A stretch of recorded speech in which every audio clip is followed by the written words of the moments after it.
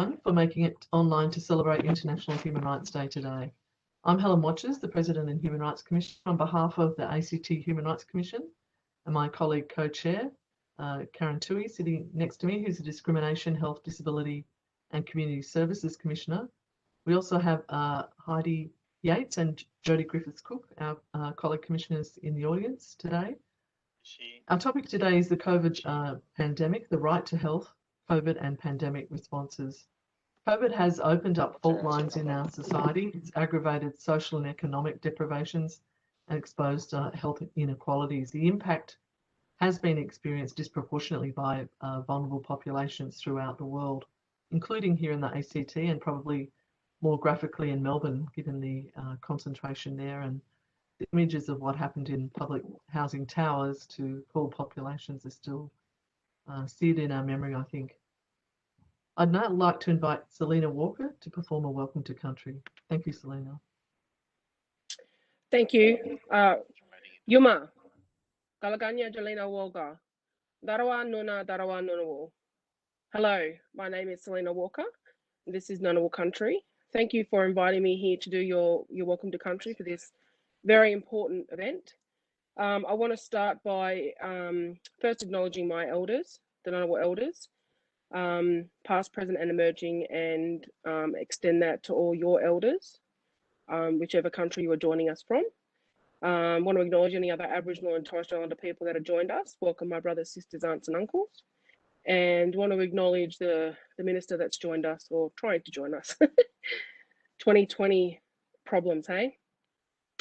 Thank you for putting this together. Well done to the Human Rights Commission. And yeah, I'm privileged to be involved in this. The Ngunnawal community are the traditional custodians of Canberra and the region. You may not be aware that the Ngunnawal Nation is made up of several family groups and not just individuals who represent this country. Therefore, as a community, we have an elected body known as the United Ngunnawal Elders Council to represent us, along with the Aboriginal and Torres Strait Islander elected body of the ACT. This is important for you to understand and acknowledge, for our identity is a collective identity. There are other Indigenous and non-Indigenous people from around the nation, the country and the world who've come to live on Ngunnawal land. I would like to acknowledge and welcome you all. The tradition of welcoming the people to country is a practice that was handed down by our ancestors, elders and elders from the beginning of time. Before entering another person's country, you would first announce your arrival and not enter until the traditional owner formally welcomed you. The reason for this practice was to protect your spirit whilst in another person's country, and also to show respect for the country which you are entering. It's wonderful to see this practice is now recognised and respected. I suppose it's not like entering into someone's home unless you're first invited. The Ngunnawal people, as within all Aboriginal people, have a great heritage that we would like to share with all Australians from every walk of life. As you are aware, Canberra means meeting place, and Canberra has been a place of gathering for many Aboriginal tribes of Australia to come together to deal with important business and also for ceremonial purposes. Our Ngunnawal ancestors believed in the importance of people gathering to build relationships, share knowledge, and to celebrate the gift of heritage and history. We believe it's important for all to recognise our unique history and to gain an understanding that our land is our heritage and how loss of land has disconnected so many Aboriginal people from their spiritual links, cultural heritage, and identity. So on behalf of the Ngunnawal people, thank you very much.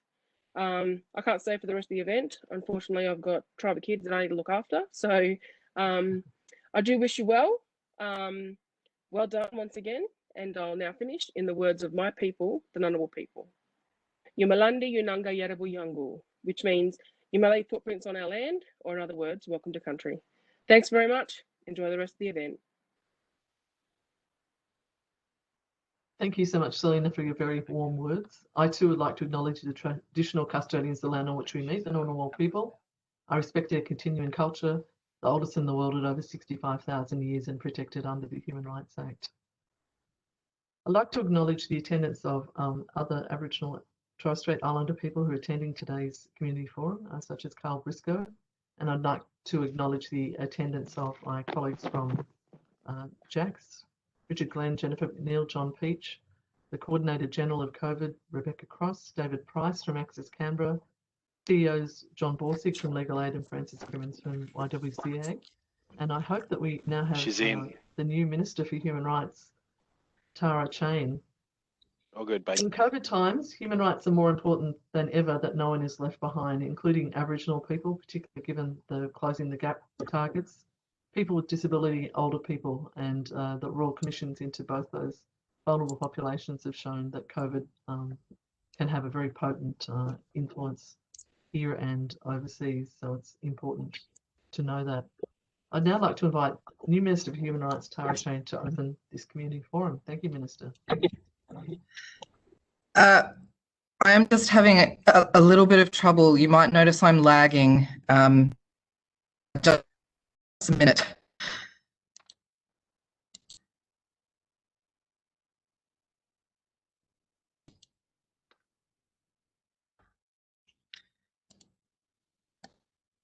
We have 4 panellists here today. Professor Andrew Byrnes from the University of New South Wales, Emma Campbell, the CEO of ACT Council of Social Services, Karl Briscoe, the CEO of National Association of Aboriginal Torres Strait Islander Health Workers and Practitioners, and Darlene Cox, the Executive Director of Healthcare Consumers Association. And the panel will take place after the opening by the Minister.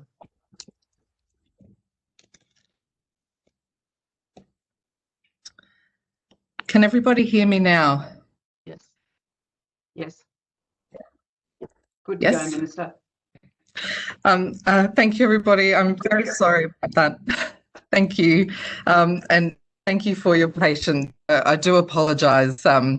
Sometimes WebEx does seem to throw up some gremlins, and today I was subject to that. And I did just catch the end of Selina's welcome to country, and I would also just like to acknowledge the traditional custodians of the land that we're meeting on, the Ngunnawal people, and pay my respects to their elders past, present and emerging, and also to acknowledge Selina, Karl and any other Aboriginal and Torres Strait Islander people joining us for this International Human Rights Day forum today. Human rights have particular significance for Aboriginal and Torres Strait Islander peoples who for so long were denied basic rights to be treated equally in this country. And I'm very pleased that our Human Rights Act recognises the distinct cultural rights of Aboriginal and Torres Strait Islander peoples in the ACT and the importance of maintaining culture and connection to land, water and resources. I am really honoured and also really quite humbled to be the first ACT Minister for Human Rights. And I am very excited to be here with you, finally, to celebrate International Human Rights Day. I am very proud, of course, that the ACT was the first state or territory in Australia to adopt a legislative charter of human rights. And I'm proud that we continue to lead the way through the careful but still consistent expansion of that protection to include additional rights, such as Aboriginal and Torres Strait Islander cultural rights, the right to education, and of course, most recently, the right to work, which was led by my former colleague, Ms. Beck Cody. The government has committed in the Parliamentary and Governing Agreement to explore the addition of the right to a healthy environment to the Human Rights Act in this term. And it makes sense, of course, and Aboriginal and Torres Strait Islander peoples have always known that our environment and the way that we care for it is inextricably linked to, and indeed a key determinant of, our health and well-being, both as individuals and as a community. We saw this very starkly with the bushfires earlier this year, reflecting rapid climate change and then affecting the very air that we and our family and friends were breathing. I look forward to the work that we'll undertake in exploring this over the coming term. And of course, related is the pandemic, and I am really pleased that this forum is today explicitly considering COVID-19 through a human rights lens. It's obviously an international issue, but also, of course, a very human experience, and one where fast decisions have had to be made. And that's really thrown up some very important and very real issues, and ones that I think are still being contended with right across the world, especially what happens when these quick decisions have been made in jurisdictions without a human rights lens or without a human rights framework. Finally, another rights issue that I think is well known, that I'm personally very passionate about, is the right of our territory to democratically develop our own laws, brought home no more plainly than us continuing to be denied, for no good reason, our ability to develop and to decide for ourselves our own laws relating to voluntary assisted dying. Sadly, the continues to prevent the people of the ACT and the Northern Territory from exercising their right to decide the laws that govern them on this most important issue. This is a function, of course, of the Commonwealth prohibition on the ACT introducing laws in the Australian Capital Territory Self-Government Act of 1988. This prohibition was introduced in 1996 as a private member's bill, but as part of moves to override the rights of the Terminally Ill Act 1995, which was passed by the Northern Territory Legislative Assembly, and also then to prevent other territories, us in the ACT, from legislating for voluntary assisted dying, and it still persists today. Voluntary assisted dying raises complex issues, including regarding health, but they are questions that I'm absolutely confident our progressive and our well-educated community would be able to deal with in a really careful and a really thoughtful way, and of course, in a way that respects human rights. People do continue to be shocked to learn that the territories are denied this and that this inequity persists in a country like Australia. In my view, it is a breach of our rights as Australian citizens to be unable to participate in a democratic process regarding an issue that is just so fundamental to our sense of dignity and to our sense of autonomy. While Victoria has a compassionate and well-considered regime and Western Australia has followed suit, families in the ACT are forced to watch their loved ones live out their final days without the choices, respect and dignity offered by these other schemes, simply because we are living in a territory rather than a state. But momentum is building, and as each state legislates for voluntary assisted dying, and it seems that Tasmania will indeed be next, it becomes more and more untenable for this inequity to persist. So in my new role, it is part of my mandate to continue to engage with the Commonwealth Government to seek the repeal of these unjust laws that prohibit the ACT even having the choice about whether or not to introduce laws regarding voluntary assisted dying. The fix is a simple one. It would cost the Commonwealth Government nothing while enhancing democratic equality for all. And that the federal parliament, not just the government, but federal parliamentarians, not all, but most, idly sit by and allow this to persist is also of a deep concern to me. I will continue to fight for the equality of our territory communities to have a say on these issues, as well as looking for opportunities to continue to build and strengthen our protection of human rights in the ACT. And I'm very much looking forward to hearing what our panellists have to say today. And I've already, of course, seen some media releases. I wish you all a very happy International Human Rights Day and look forward very much to what I'm absolutely confident is going to be an interesting and wide-ranging panel discussion of human rights issues by our excellent panel here today. Thank you very much for the opportunity to address you all, and let's get on with it. Thank you for your patience with me too. Thank you so much, Minister, for those very inspiring words. It is a quick fix for Commonwealth, and look forward to that battle. We're now going to hear from Andrew Byrnes, a Professor of Law at New South Wales. He worked on a project on economic, social and cultural rights at the ANU, looking at the ACT Human Rights Act. He's going to give us some context on the right to health. As the Minister said, the right to a healthy environment is part of the parliamentary agreement to be considered. And in international law, the right to health is the main right that a healthy environment comes under. Over to you. Thank you, Andrew. Thanks very much, Helen, and good afternoon, everyone. It's a great pleasure to be here with you today, and thanks to Selina for her welcome to country. I'm speaking to you today from the lands of the Gadigal people of the Eora Nation, and I pay my respects to their elders past and present. All of us aspire to good health throughout our lives and to the many benefits that this brings with it in the living of a fulfilling life. At the same time, we recognise that none of us is likely to be in perfect health for all of our lives, and that unfortunately some poor health may be unavoidable, despite our best efforts. The contribution that modern medicine and public health policies have made over the last century around the world has been remarkable, especially for those who live in developed countries. Though we know that even in rich countries like Australia, the benefits of good health and the burdens of poor health are unevenly distributed along lines that reflect and reinforce other forms of social and economic disadvantage.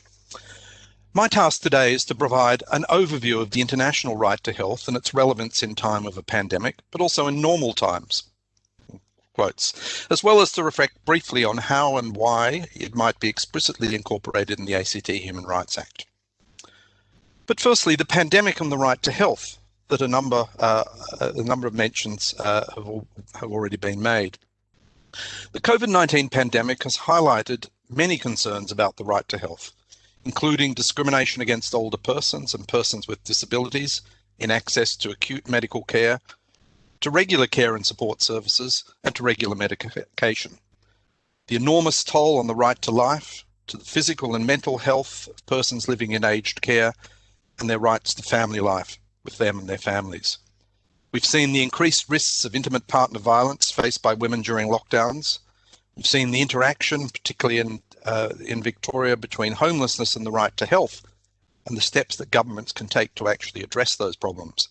We've seen the relationship between poorly paid casual work and the right to health of care workers, the health status of Indigenous people and their rights. And we've seen more generally amongst the population the issue of delays or non-access to regular screening services or medical appointments for many other groups in the population. And of course, the important issue of testing and administration of vaccines. What then is the right to health? The first thing to say about the right to health is that it's not in fact a guaranteed right to be healthy. It is actually, in formal terms, the right to the highest attainable standard of physical and mental health. What governments are obliged to ensure is thus influenced by what is attainable at a given time, in a given community, and possibly for a given individual. And it includes, importantly, both physical and mental health. The primary international source of the right to health is a treaty called the International Covenant on Economic, Social and Cultural Rights, with many of which of you will be familiar with that. It was adopted by the United Nations in 1996 and ratified by Australia at the end of 1975, thus entering into force for Australia in early 1976.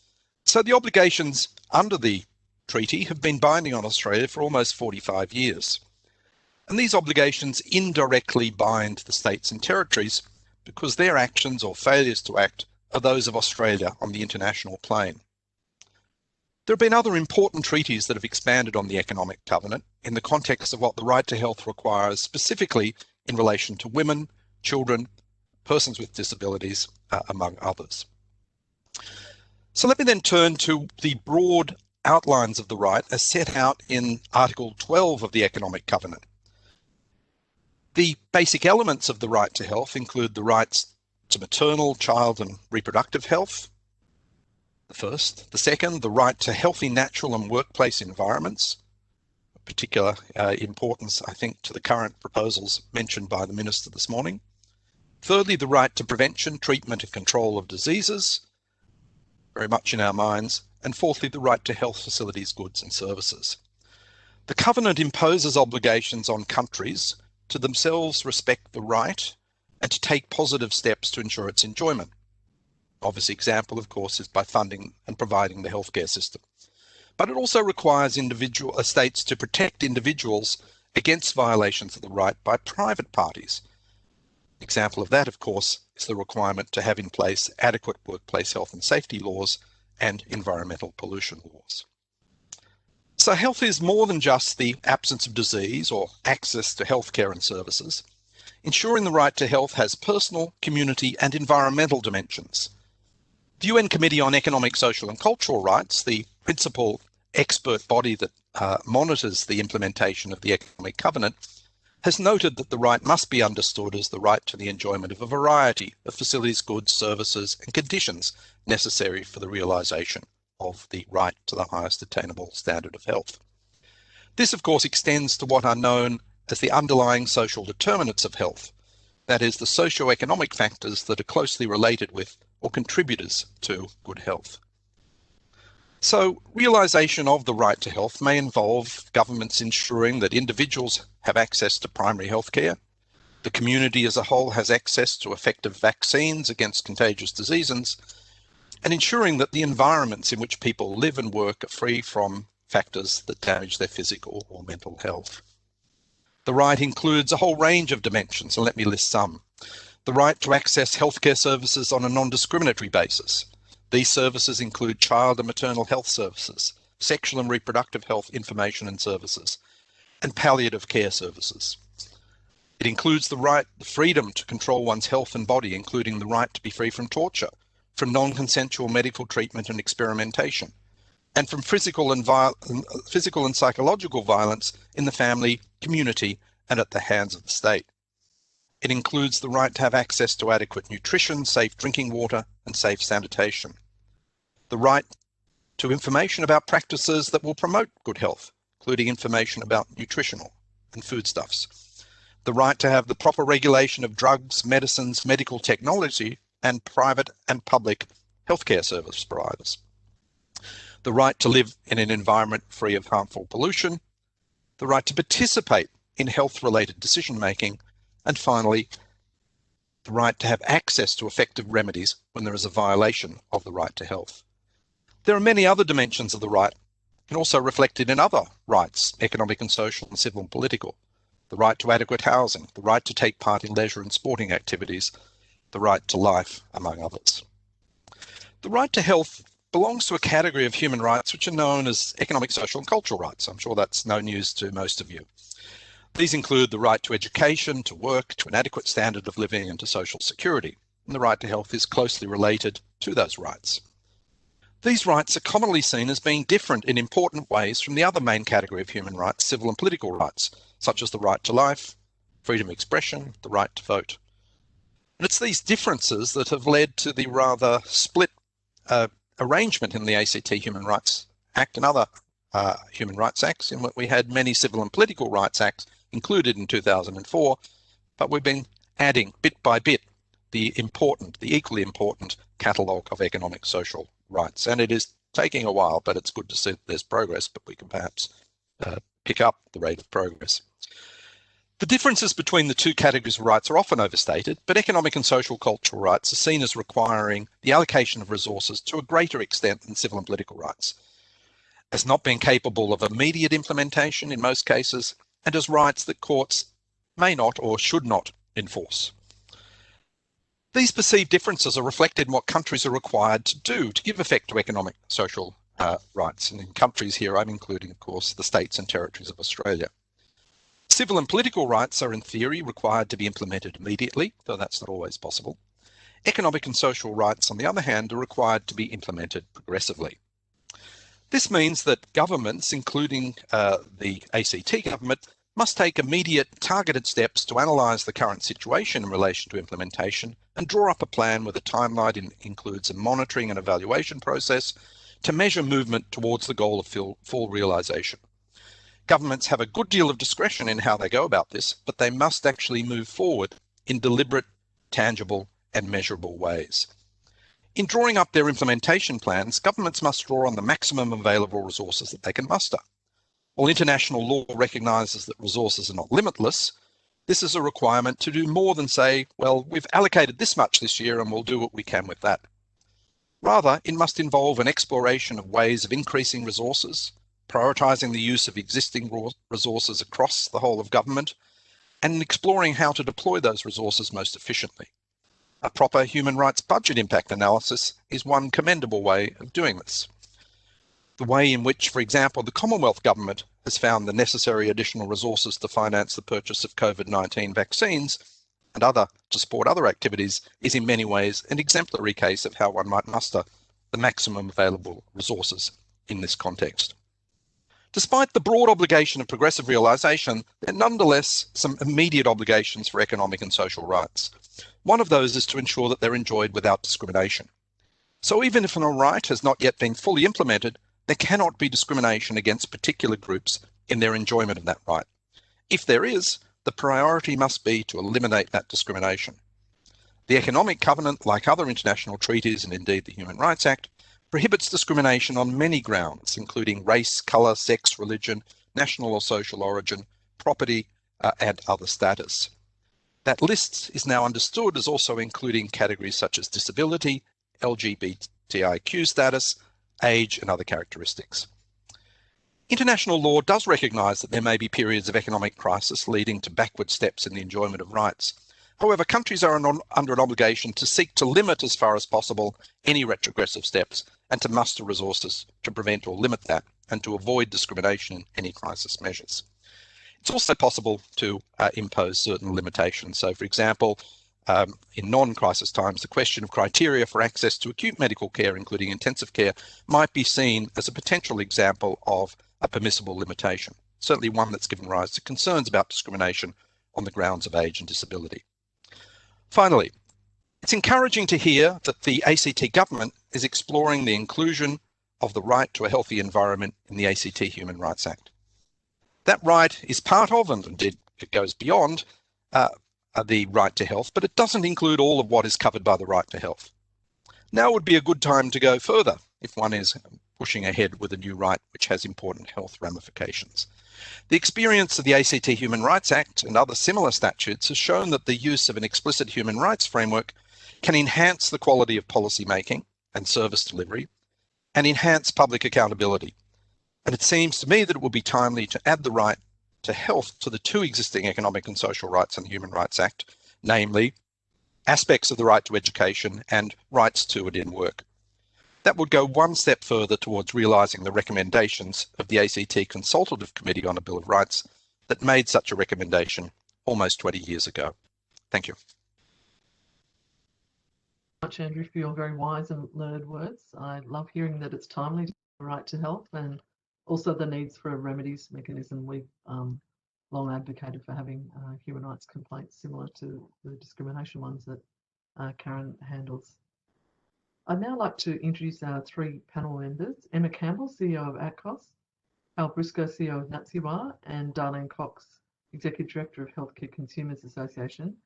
And I'd like to remind participants there is a Q&A function. It's on the bottom right-hand side of your screen. Please give us questions. We're happy to put them to the panelists, but we've got a few that Karen and I are going to ask. First one I'm going to ask everyone to answer, and that is, what can be done to combat the health inequities we've been seeing amplified by COVID, such as race and gender? And what lessons can we learn about how to provide equitable care for all? And what are your recommendations for a sustainable health response into the future? So first to you, Emma, if that's okay. Yeah, thank you very much, and thank you for the invitation. It perhaps doesn't surprise you, given that ATCOS focuses particularly on people on low incomes, that one of the areas where we have grave concerns with regards equity and access to health is the cost of healthcare in Australia. And what has been very interesting during COVID-19 has been the impact of the increased level of the job seeker payment as a result of the COVID-19 supplement. And it's been an interesting time because many of the people that ATCOS and ACOS advocate on behalf of have seen some better outcomes because for the first time in a long time, they've had enough money to cover the basics, including healthcare. It was an extraordinary shock to me when I first started working in the community sector in Australia to hear how many people were sacrificing basic healthcare because they could not afford it. And the stories that I was hearing were not dissimilar to the stories from countries that I had worked in with Doctors Without Borders. For example, Sierra Leone, Syria, Eswatini, Lebanon, people choosing not to get healthcare or unable to access healthcare because they simply could not afford it. It's often invisible in Canberra because we have the highest median income in any jurisdiction. And because of that, and because so many of us can afford to access decent healthcare, it's not a mainstream conversation often in the political debate here. So I think it's really, COVID-19 has shown us and reminded us of the importance of ensuring that healthcare is affordable. And we need to look at ways that we can protect those on the lowest incomes and ensure that they can access healthcare through, for example, targeted concessions, strengthening our public system, understanding that our health system is not universal, and educating those who can afford it of the struggles of those who can't, so that access to healthcare becomes a key issue in elections and other political debates. Thanks, Emma. Over to you, Karl. Yeah, thank you. I would just like to acknowledge the traditional owners and Ngunnawal people before I start, and pay my respects to elders past, present and emerging, and to Selina for her beautiful welcome to country. So I think it, very much from the outset, it highlighted that at the beginning of COVID-19, the pandemic, we witnessed, which was really an attack on the human race of this outbreak. From the outset of the pandemic, we saw responses from Aboriginal and Torres Strait Islander leaders in stepping up and ensuring that our most vulnerable populations of Aboriginal and Torres Strait Islander people were protected. Today, there are no recorded deaths of Aboriginal and Torres Strait Islander people due to COVID-19.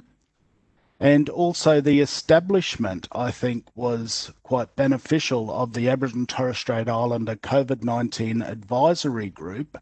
This provided an escalation pathway to enable Aboriginal and Torres Strait Islander expertise to be heard and enacted upon.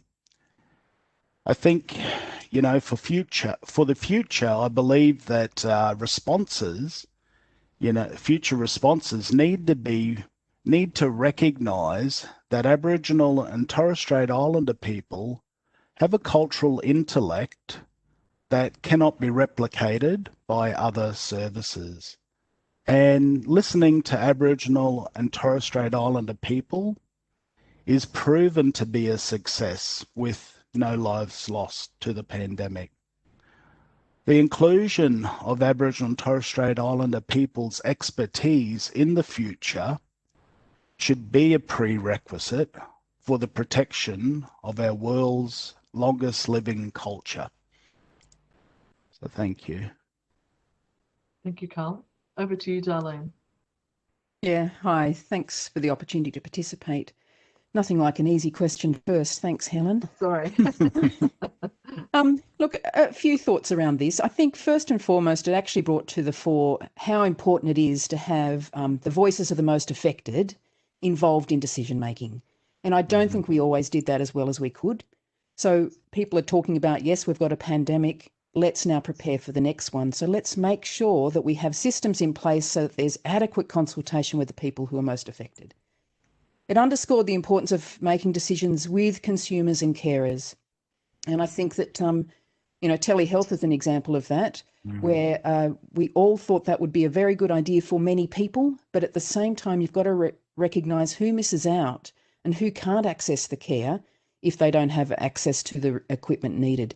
Now, this government, the last government actually did some funding of community organisations to support consumers, more vulnerable consumers, to try and access and use telehealth to access the care they needed. It also provided us with an opportunity to think a little bit more about that catch-all phrase of those, vulnerable communities. People who have heard me speak before, they know that I sort of shake my head because often we don't actually unpack who we're talking about. It's a more nuanced understanding. It's not just those people, it's people whose life circumstances have put them at risk of poor health. And when we're talking about healthcare, that's what we're thinking about. So it's really important that we think about our NGOs, our non-government organisations, our consumer groups who are well connected to these populations so that we can make sure their views and their perspectives, preferences and needs are well identified to inform any response. We did see an increased risk of violence, and there was all sorts of things that we actually missed because perhaps kids weren't at school, people weren't in the workplace, and so people became more vulnerable than perhaps they were before the pandemic. So I was very interested in how our human services, whether that's the educators, the teachers, the health professionals, care and protection workers, were actually changing their practice to support people, to recognise what the signs were, be more open to some sort of disclosure so they could provide people with the support they needed. People, Emma's already touched on this, but, people not accessing healthcare was an issue, while JobSeeker and the other COVID payments actually enabled people for the first time in many years to fill all of their scripts and see the doctors they needed to get the imaging they needed. There were others who were quite concerned and misread the information coming from health services about only come if it's urgent, and so didn't do their screening or didn't go and see the GP about some signs or deterioration in their healthcare. And I think it's really important now that we get some public health messaging out there to encourage people to access care so that they don't actually miss a diagnosis. There's no delay to diagnosis. They can get the care they need. One last thing, I suppose, was something that was quite interesting to me. One of our members, so Healthcare Consumers Association is a consumer organisation made up of lots of individual members and organisations. One of the women who's a member of ours has more than 7 chronic conditions. And we would check in with quite a number of our older and more isolated members. And talking to her, she said, I've never been healthier. COVID's been great for me. I've not gone out. I've been home. I'm fine. I'm not sick. Hardly had to see my GP. And she said the best thing of all, everyone's remembered that they need to wash their hands and they're better about using their hankies and their tissues. And so actually one of the things it has done for us is it's underscored that critical public health messaging and reminded people that we can get sick. We are fragile and we do actually need to take responsibility for our personal hygiene because it has an impact on others. So that's me. Thanks. Thanks, Darlene. Over to you, Andrew. Yep. Look, thanks. I guess the obvious response, and we've done some of the data, but I think there's going to be more data emerging about what has happened, and we'll need to pick that up and require to review and revise policies and approaches, ideally from a human rights perspective, and as I think it was said, in collaboration with the groups whose rights are actually affected. There was a certain amount of that which didn't happen.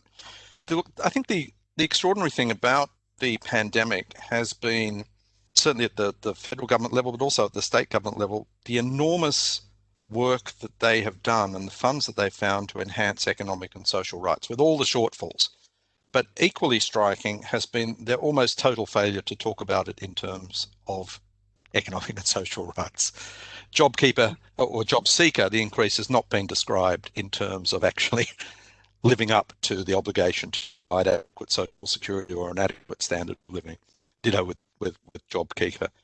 And yet, the work around putting people who were homeless into hotels during the pandemic, but then essentially leaving many of them to fend for themselves afterwards in Melbourne. It's another example really of an attempt to address homelessness partially. So I think it's the ongoing challenge we face. How do we get our governments to talk more about rights, in particular economic and social rights, when they are doing things which are central to the achievement of them and should be clearly informed by it. And I think the big difference, and we'll see some of it hopefully, is between the two of the Royal Commissions we've got going. The Aged Care Royal Commission, which hasn't done very well in terms of an explicit rights framework. It doesn't have doesn't have a treaty to guide it, and I think it's very ad hoc compared with the Royal Commission on Violence, Abuse and Exploitation of Persons with Disabilities, in which rights are at front and centre because of the convention. And I think we need to think about how we get those rights frameworks into the different sorts of bodies and into policy making, and in reviewing the development of the COVID response, because we still got a long way to go economically in terms of adjusting that, and rights may be useful to try and get into that question. Thanks, Andrew. Darlene, one of the more controversial things that emerged during COVID was an issue around access to health resources and health services. How do you think triage decisions should be made? And is it important to develop ethical decision-making frameworks with community input to determine priorities for the allocation of those resources, particularly in times when resources are scarce as they are during the pandemic? Yeah, this was probably the toughest thing that I dealt with this year. And I know my colleague Emma was also involved in some of these discussions, as was Helen. Look, we can't ration healthcare based on gender, race, sexuality, citizenship, where you were born, who you love, none of that. There is absolutely no room for discrimination when making these decisions. It can't be about people's physical status or mental disability. We put that to the side. And in working with the ACT Chief Health Officer in developing an ethical framework, that was one thing that came through very, very loud and clear. And there was involvement of people with disabilities, older people, people who were accessing palliative care services at that time, to develop it. It's really hard to make good policy in a crisis on the run when you're dealing with incredibly difficult issues like this. The Minister said it earlier, around fast decisions have to be taken. And I appreciated that because I think how many decisions were being taken on a daily basis by people who had access to the information about the projections around what was going to happen. It was tough. So we absolutely can't discriminate. We also can't make judgments about someone's life and the quality of life. And that's something that came through very strongly. You can't determine or make assumptions about who's going to have a greater quality of life of someone else. So if you've got one, a finite resource, who gets it? And you can't make the decision on that.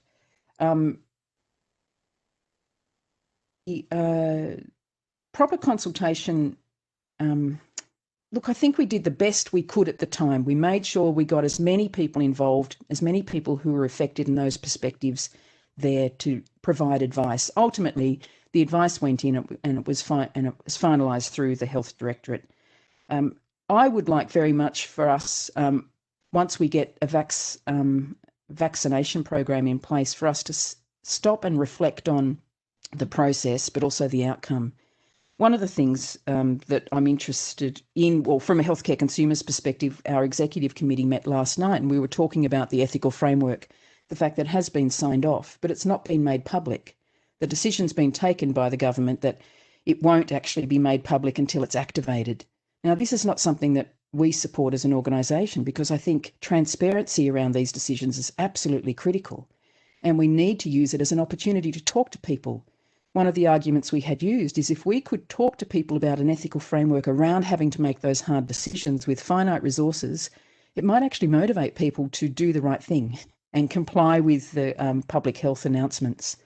But the principle of transparency, I think that we've got to continue to advocate for that document to be released so that we can get a little bit of transparency, but also scrutiny and can reflect on it to see how can we improve it? How can we talk to communities about this really difficult issue? We also talked about a lot around end-of-life care. With the requirements around COVID, because it's such an infectious disease, we, at the end of life, if someone was really unwell, the families can't be there. So one of the things we were strong about was how are we going to make sure family and friends are involved in some sort of end-of-life decision, And if you can't be there in person, how are we going to support some opportunity for people to be able to say goodbye? I felt strongly, personally, very strongly, that if we had an opportunity to reduce trauma, we should actually take that. And we didn't want people having traumatic ends of life and losing loved ones. We wanted to be able to provide people with a good death if that was what was going to be needed. So it was, yeah, they're my thoughts, Karen. No, I appreciate that. And I think, as you say, even the decision to release that document shouldn't be done at a time of urgency. It needs to be done in a considered way. If I can just add to that, because I mean, ACCOS did a lot of advocacy on this, particularly with my colleague Craig Wallace, who's a very well-known advocate in disability policy. Had we not had a Human Rights Act in the ACT, I worry that there would not have been the urgency around this, and perhaps the ethical framework that we haven't seen yet may not have been so ethical. So I think it's really important to explain to people the power of human rights legislation to actually get these kinds of protections in place. And perhaps if we had a right to health in the ACT, we would have had these kinds of protections around access to resources and around triage decisions before we got to a situation like COVID-19 and we were facing some really terrifying situations. I also want to point out just how traumatic some of the discussions that were taking place were for people with disability when people were discussing the value of life, the value of people's lives for older people and people with disability. And had we had these protections in place previously as a result of strong human rights legislation, including the right to health, many people may not have had to have been exposed to such traumatic discussions and conversations. Thanks, Emma. Very interesting that 75% of the deaths in Australia from COVID have been in residential aged care. So that shows where there's a big fault line. I just wanted to ask Karl about why it's important to have culturally appropriate health services. How can we ensure that the needs and experience of specific groups are fully addressed in designing our health responses? Yeah. Okay. I think, from the beginning, when health services aren't culturally safe for Aboriginal and Torres Strait Islander people, why would we want to access them? We do see a large number of potentially preventable hospitalizations, because health services aren't culturally safe and responsive to our own worldviews, which would allow, if they would allow the health needs of our people to be better addressed, especially in accessing preventable healthcare services rather than our people, coming in at an acute stage. I suppose some recent examples of designing health responses, the co-design of the latest Closing the Gap National Agreement, which involved the coalition of members and government, so 52 organisations worked with government, not only to set targets, it was also identified priority reform areas which we believe will have greater impact in addressing the social and cultural determinants of health on overcoming disadvantage faced by Aboriginal and Torres Strait Islander people. Also, we have observed earlier this year, APRA, so the Australian Health Practitioner Regulation Agency, the launch of their cultural safety strategy. What they adopted, the definition that they adopted was cultural safety is determined by Aboriginal, Torres Strait Islander individuals, families and communities, as well as health professionals undertaking a critical self-reflection on their own biases and beliefs. So I think if health services are to be culturally safe and responsive to the health needs of Aboriginal and Torres Strait Islander people, it's essential for health services to involve Aboriginal and Torres Strait Islander people in the design and delivery of making health services culturally safe and responsive to the health and well-being of our people. Thank you. Thanks, Karl. The Human Rights Commission also has a cultural safety charter that we launched in September last year, and it was based on healthcare workers. So it's great to see it being rolled out by AHPRA and more broadly. So Emma, just going back to your earlier point about people with a disability, and I noticed that Eliza has jumped onto the chat to raise this issue. What do you see are the barriers faced by people with a disability when accessing the health system? And what's your view about what happened in that space during the pandemic? And I think, as Helen referred to, what were the fault lines that emerged during those discussions about triage and ethical decision-making and access to health services? Thank you. I mean, again, I want to acknowledge Craig for his information and support in preparing to answer this question, though I take responsibility for how I deliver it. But look, we know that people with disability have poorer rates of health in the ACT and much more frequent comorbidities as compared with the general population.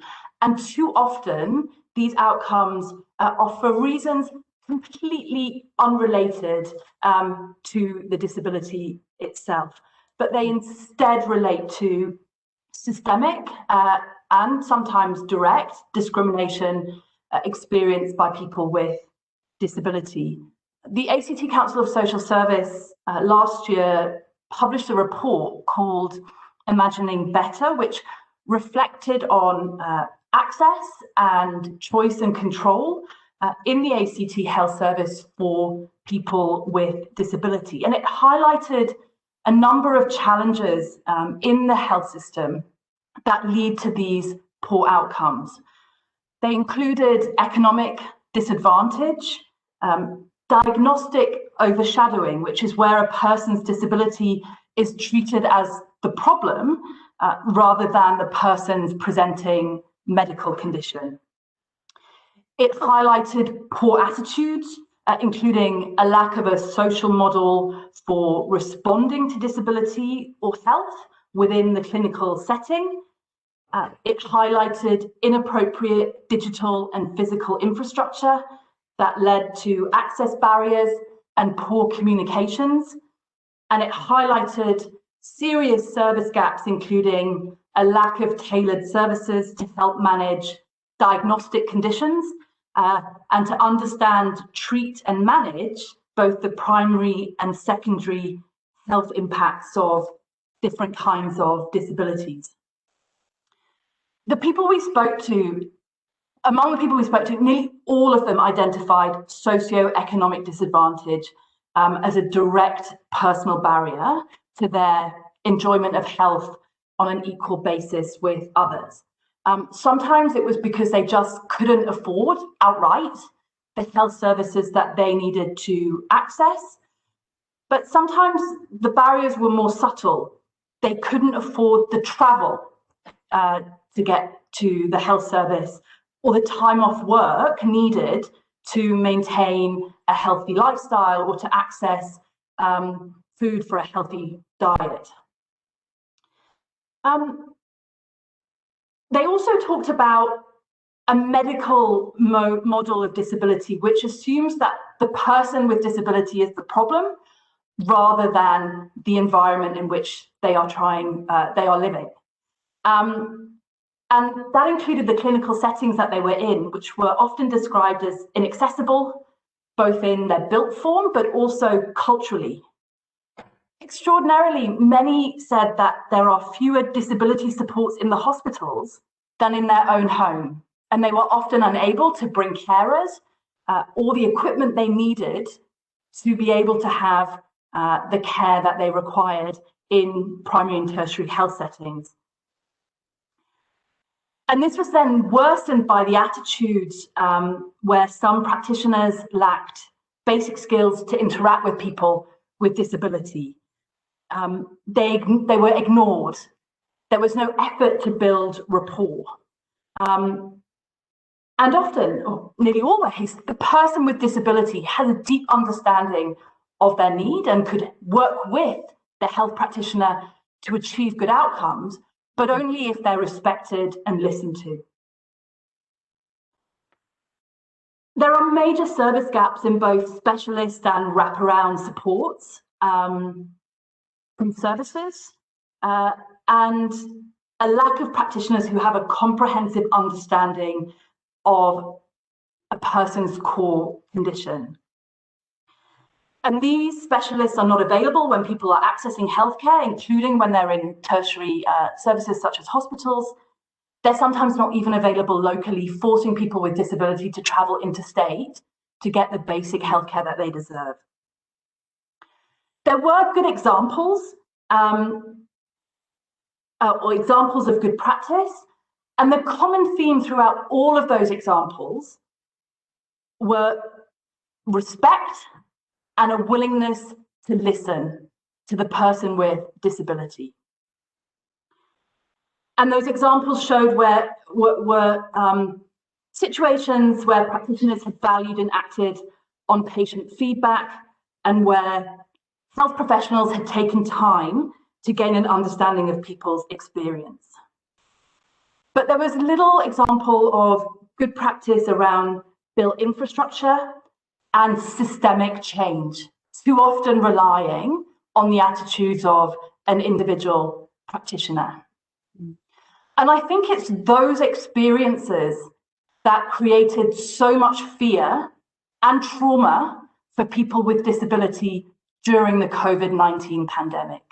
The fear that on top of those normal situations of experiencing disadvantage and discrimination in the health system, when choices were being made in a heavily stressed and heavily resource constrained system, people with disability were going to be the ones that were left behind. And that was shown time and time again in the response. People with disability lost access to basic goods and services. There was no access to PPE for months. And the difference in response to people with disability compared to aged care settings was quite extraordinary at times. Whilst recognising the high levels of risk of people in aged care settings, particularly congregate settings, but there were many examples of people with disability also in those high-risk settings, and their needs were not responded to. And the response was slow. And this has been criticised by the Royal Commission, not only by organisations in the ACT. And I think also people with disability were missed out. For example, there was no stimulus given to people on DSP, despite the increases in costs for many people with disability in accessing healthcare. And they were also left out of the job maker subsidies, which could have supported them into open employment. And lastly, I just want to reiterate the sense of stigmatization and trauma that many people have been left with as a result of COVID-19 because of the language and discussions that have taken place around the value of people with disability. And I think this is something that is going to take a very long time to rebuild, so that people with disability once again have trust in all of our systems, including the health system. And the protection of rights in legislation is one critical way we can rebuild that trust. Emma, can I just ask, you've prompted a flurry of comments here. Can I just ask, there's one of the questions that's been raised is, should we resolve these issues before we progress something like voluntary assisted dying to make sure that people are safe in the health system and in accessing health services before we progress legislation or try and progress legislation around voluntary assisted dying? Do you have a view on that?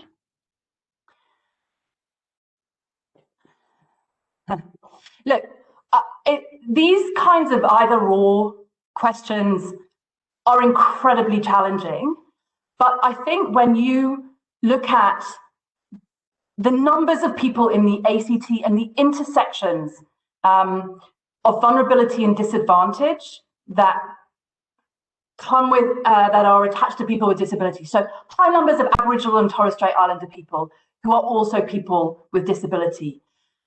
50% on average of our prison population are people with disability.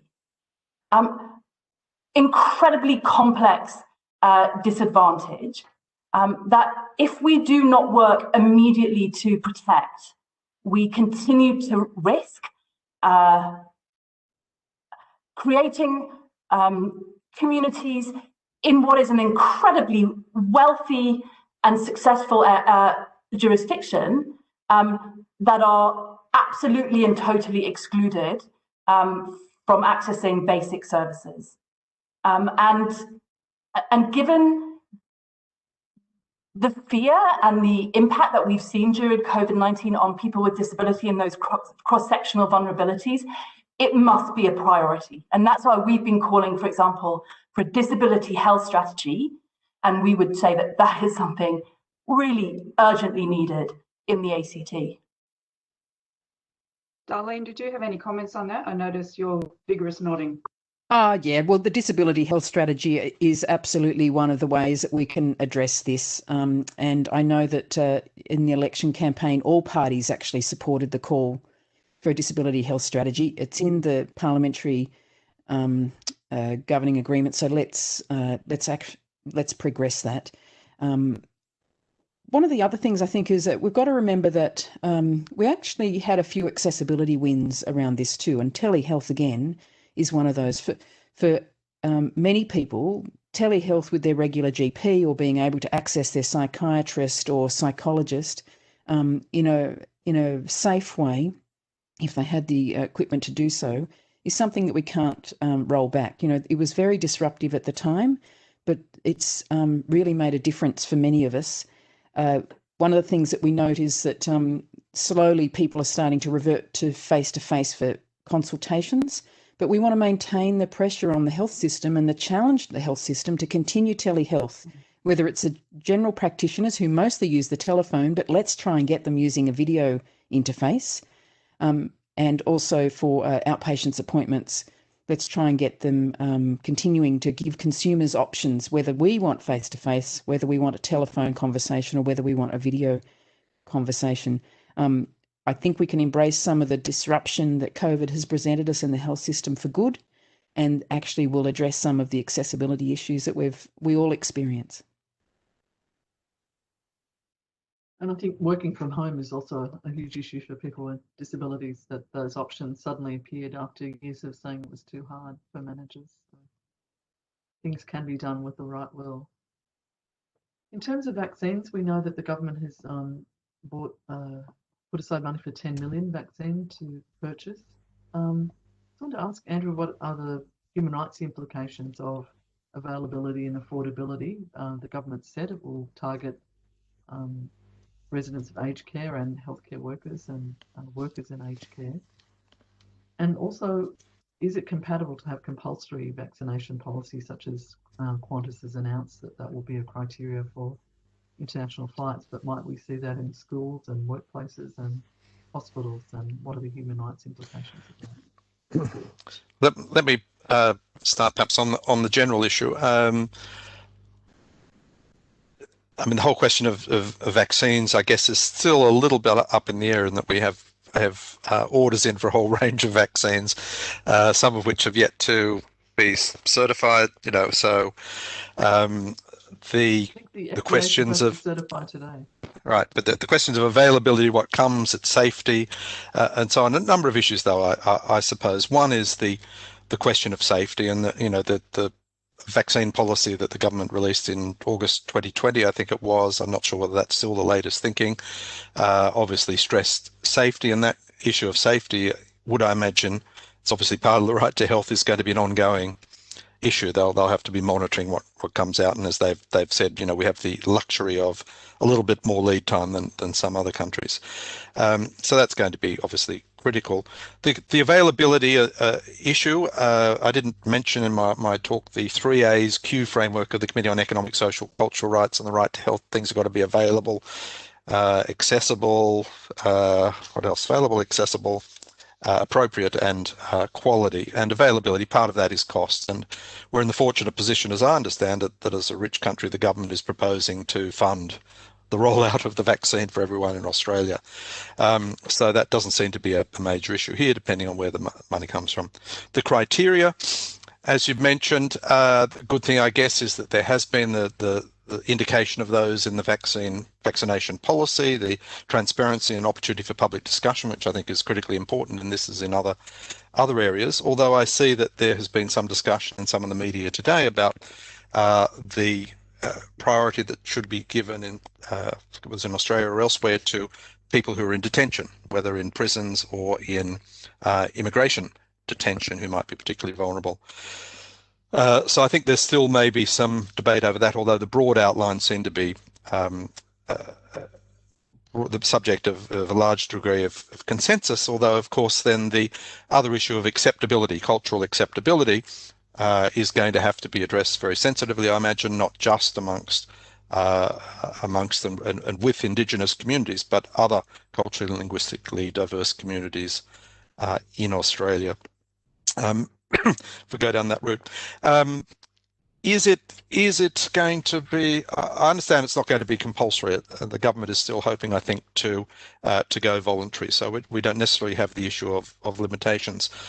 On Qantas's approach, I'm not sure there's a clear answer there. Obviously, they could say, if there's evidence for it, that there are safety concerns for passengers, and this is the best way to ensure that. I think at this stage, I think it's largely theoretical, and I think we won't really know till we're closer to the event. And of course, there may be some people who need to travel who may, for whatever reason, not be in a position to take one or other of the vaccines, and then we'll have that issue, I guess. I don't have a straight answer to that one, I'm afraid, Helen. Thanks, Andrew. We've had just wondering, Karen, just following on from vaccines, I think there's also an opportunity. Certainly, it doesn't seem like we're clear on the rollout strategy in Australia. And at the moment, it's the federal government that seems to be driving that, although clearly the chief health officers have a role. But I do think that we need to be thinking about the role of general practice, whether they can take a role in inoculating populations, but also NGOs, non-government organisations who work with particular cohorts, groups of people who may be vulnerable and at risk of really poor outcomes if they contract COVID. So how are we going to make sure that we have a whole of health system approach to this, which includes non-government organisations? Thank you. Particularly hard to reach populations like homeless people would be a prime example. I think it would be amiss if I just didn't mention the comment from my colleague Craig Wallace in the chat. And he says that we need to support people with disabilities to live with dignity before we have policy discussions about rights to exit with dignity. Discussions are incredibly stigmatizing in the context of COVID-19. And we've had a year of people debating the value and relative merits of our lives being people with disability. And I think it's a really important statement to share with people who are listening in case they're not able to read that in the chat. Thanks, Emma. We've had a question around how can a human rights framework and the right to health improve end-of-life treatment and palliative care options. I might jump in on this one if nobody objects. The Minister started the discussion with concerns about the ACT not being able to progress legislation to allow voluntary assisted dying, even though it currently exists in Victoria and WA, and there is momentum around it interstate. The right to palliative care is part of the right to health. The right to die with dignity, sparing people avoidable pain, and enabling them to die comfortably is an essential component of palliative care and the right to health, and clearly a basic human right. This means a clear understanding of the difference between palliative care, palliative sedation, and assisted dying. This is not a theoretical problem. Sorry, you can hear I've got a little bit of passion around this one. We have seen cases in the ACT where there have been experiences of serious physical and psychological distress at end of life because of hesitancy around the use of palliative sedation. It means here in the ACT that providers who have public authority obligations must ensure that they are taking steps to ensure that people have access to adequate medication and treatment and are not dying in situations of unnecessary pain or distress, which is also clearly experienced by their families and carers. Applying public authority obligations should ensure there is no opportunity for people working in this space to conscientiously object to providing treatments that are entirely lawful and designed to ensure people are comfortable at the time of death and that their friends, family and carers do not have the added burden of knowing that their loved one died in pain or in psychological distress, particularly knowing that their death was imminent.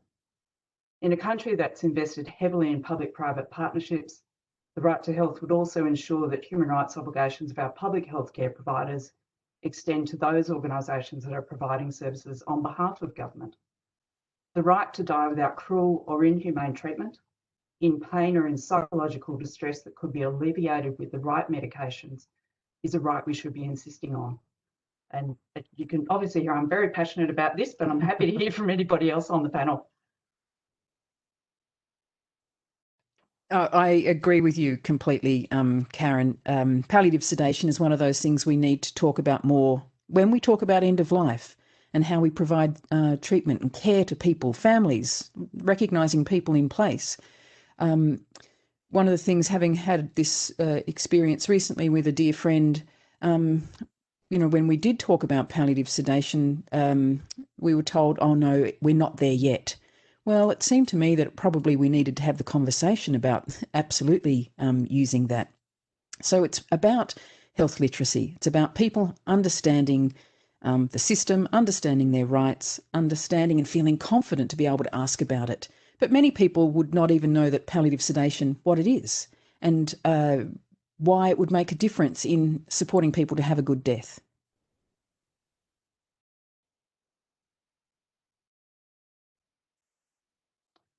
So I just see that Craig said that people with disabilities must be involved in these discussions. Absolutely, Craig. I agree with you.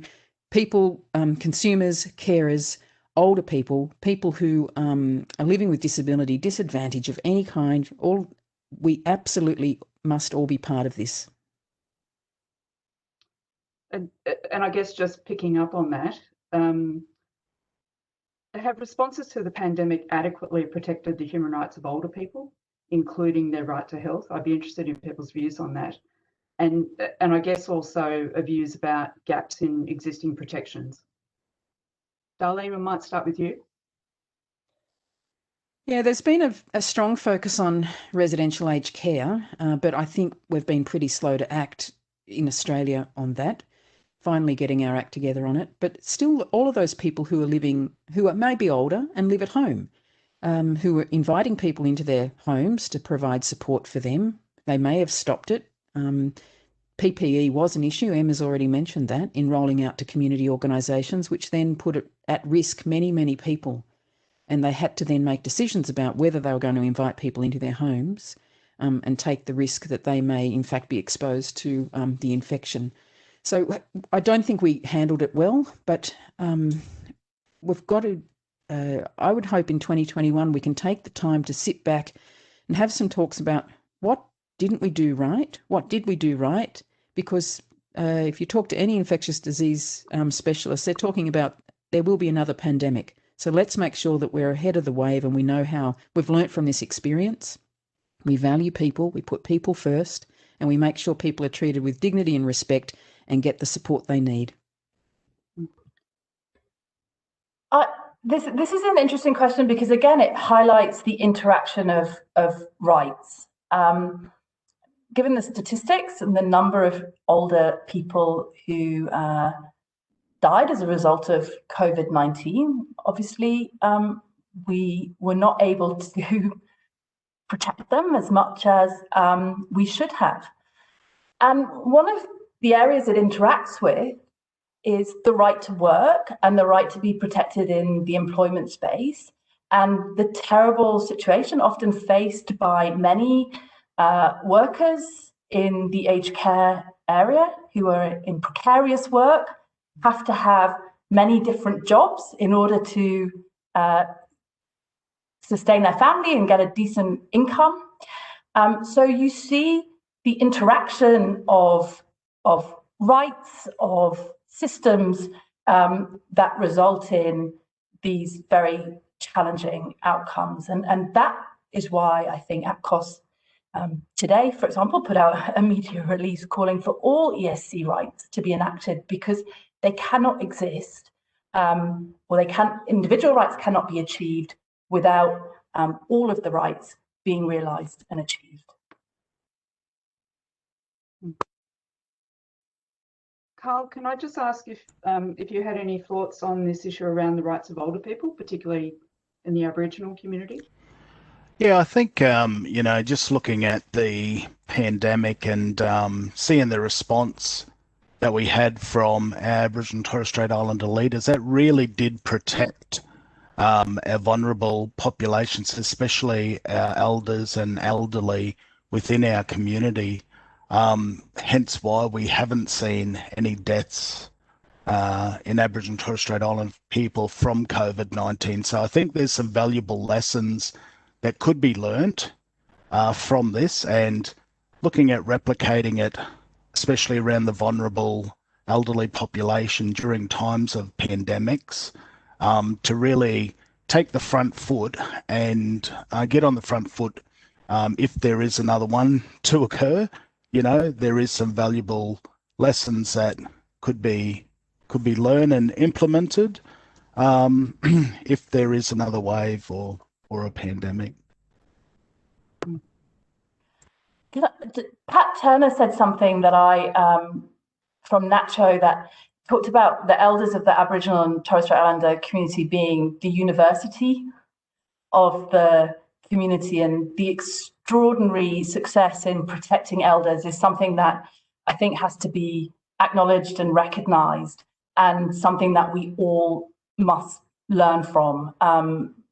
It is a success of the Aboriginal and Torres Strait Islander community. Just one other point with older people is the balance of risk. And whilst we must absolutely protect older people particularly in congregate living settings, one of the things that we've seen since is the tremendous isolation and loneliness of many older people in those congregate living settings, because the operators are now so fearful of the implications of opening up. Older people cannot engage with their families or their friends or in normal social activities. And that's particularly a problem for people of culturally and linguistically diverse backgrounds who may not have anyone to speak to in their language if they are cut off from engagement with family and other community members. Yeah, Emma, that was an area that we got a number of complaints to do with aged care during COVID, and particularly, I guess, that notion of, in eliminating risk, the operators, in fact, had a very negative impact on people's well-being, as you've said. And I mean, some of the circumstances we had where people whose family members breached particular, strategies that the operator had put in place and were then banned for 3 or 4 weeks at a time, which had an extraordinary impact, both on the well-being, but also the physical health of people who are so dependent on family members and carers to come and, feed them and keep them well. So I think it's been a real revelation in terms of, how much control we have in those closed spaces during periods like this. Sorry, Helen, Did Andrew want to say something? Andrew? Yeah, please. Look, can I just say 2 things? One is in relation to the really important and impressive experience of the Aboriginal community in terms of elders and so on, but and that stands there, I think, is a very important lesson. But also did want to mention that within the broader community, there were examples of intergenerational solidarity, of businesses endeavouring to overcome isolation and so on. I think we need to think about those and build them into part of the practice. You know, I'm not sure it was entirely successful, some of the early morning supermarket rushes for older people, but younger generations not undertaking their social life in order to protect their parents and grands. So there's a range of forms of solidarity we should not let go. And the counterbalance to that, just as in relation to persons with disabilities that Craig and Emma have been stressing, it's not an isolated problem, it's a broader issue that we're addressing, is the ageism that did come out in the context of a whole range of discussions, restrictions, and so on. You know, everything from the boomer remover at the ugly end through to the more beneficial protective end. And I think that some of the issues, particularly the Royal Commission and so on, we need to think about them more broadly in terms of older persons' rights more generally, and how ageism influenced the structures that led to those particular impacts. So I think we have a job to do there as well, notwithstanding the protections against discrimination in services on the grounds of age around Australia. Thanks. And just a final question to all members of the panel. The 2020 bushfires highlighted concerns about sustainability and the impact of climate change on health, particularly smoke inhalation. As we said earlier, the parliamentary agreement has committed the government to consider introducing the right to a healthy environment. Just wondering how we think the right to health can help inform policies to address climate change. Emma, would you like to go first?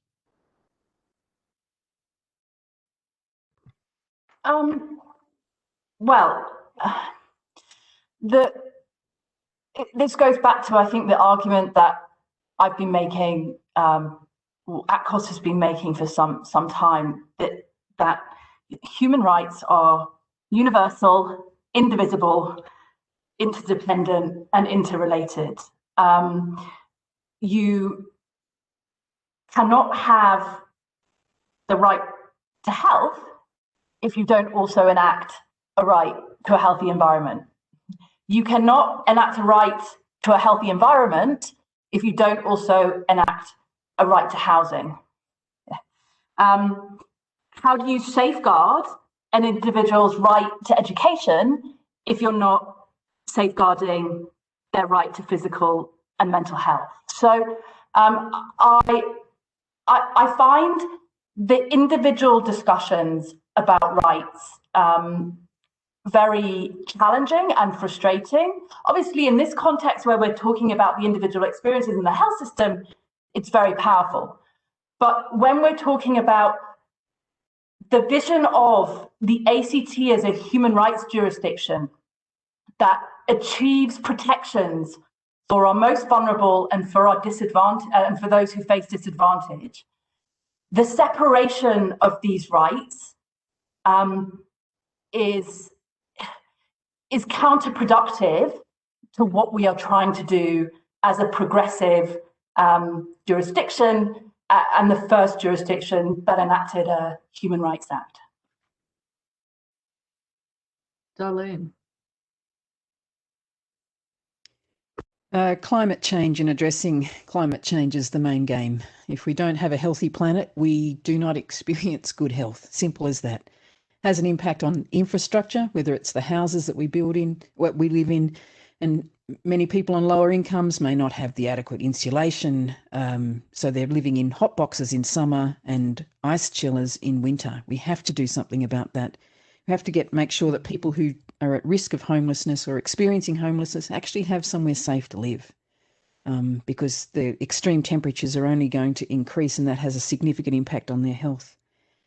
I think we've got opportunities with the design of health services to make sure models of care reflect on that. Any health service planning going forward has to think about increased temperatures so that more people are going to present with heat stroke. What are we going to do about that? Let's make sure that infrastructure, let's have covered walkways at hospitals and health services. Let's just think about how we can make hospital and health service campuses as livable as possible on the outside as well as the inside. But I think it does actually require connected solutions. You can't think of it in isolation. Thanks. Thanks, Darlene. Over to you, Karl. Yeah, I suppose, like, we all know that, the right to health is a basic human right. We've seen and witnessed the devastations of the bushfires to the environment and, the effects on our health. I really do believe that there's a need to really and truly deeply embrace Aboriginal and Torres Strait Islander traditional knowledge into environmental policy management. With examples of the coal burnings we've heard of, is very much a starting point. And, I do acknowledge the ACT Human Rights Cultural Safety Charter. The values are in there around respect, collaboration, integrity, accessibility and courage. I think that the ACT has a brilliant opportunity now, to embrace Indigenous cultural knowledge around traditional fire management. And we won't see the devastation that we saw, late last year, earlier this year. Thank you. Thanks so much, Karl. And lastly, over to you, Andrew. Look, I agree with what has been said about the need for the desirability of a holistic solution. And I guess that's what we've been saying for 20 years and haven't yet had success with the government. I mean, I never thought to see the day where rights to work and in work would actually make it in. It's there. And I suppose a pragmatic strategy and, has the dam broken so that we could now go forward and say, no, and another one, just adding them one by one now just doesn't make sense. It's clear they don't destroy the joint, that they are helpful, that they've improved policy.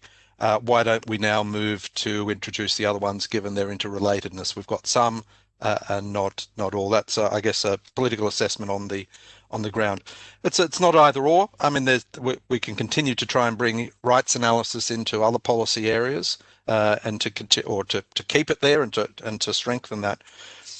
And I suppose at the end of the day, we're going to be asked the question by government and others, what difference does it make to actually have it here in this particular piece of legislation?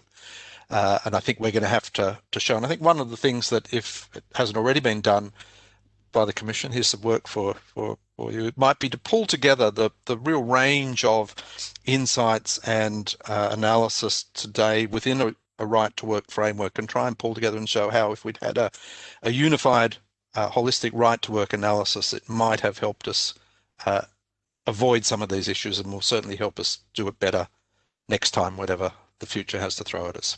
Thanks.